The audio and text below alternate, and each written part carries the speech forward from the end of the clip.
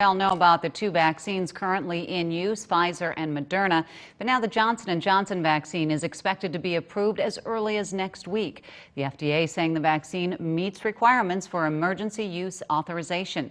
ABC 6 News reporter Devin Martin joining me in studio with more on what we need to know. Devin? Betsy, we heard from Dr. Robert Jacobson at Mayo Clinic today. He's a vaccine researcher there, and he says a new vaccine is giving health officials optimism about what the future of the pandemic could look like.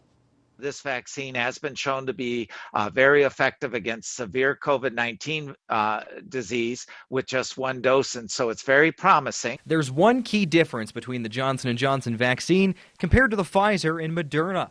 This vaccine is a single dose. If you get the others, you'll need 2 doses. But all these vaccines will affect you the same. With the Pfizer and Moderna vaccine, you inject mRNA that are wrapped in tiny little fat bubbles. They go into the cells, and the mRNA triggers our body to make proteins, and that allows our body to make immunity to spike proteins and thus ward off symptomatic COVID-19 infection.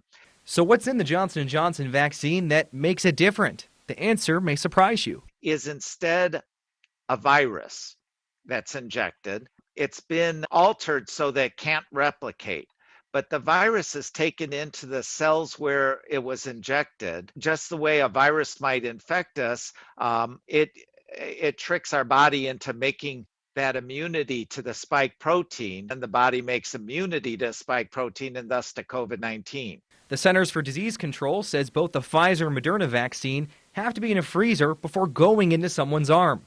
But for the Johnson & Johnson vaccine, it doesn't need to be stored in freezing temperatures. So this is a vaccine that we might be able to use across the country in places where we have real problems with storage and transportation. Even the Minnesota Department of Health agrees. They're impressed by the outlook of the Johnson & Johnson vaccine. We are not sure exactly when vaccine could start arriving in Minnesota, but we expect that it should be in the short term. But certainly more positive news on the vaccine front.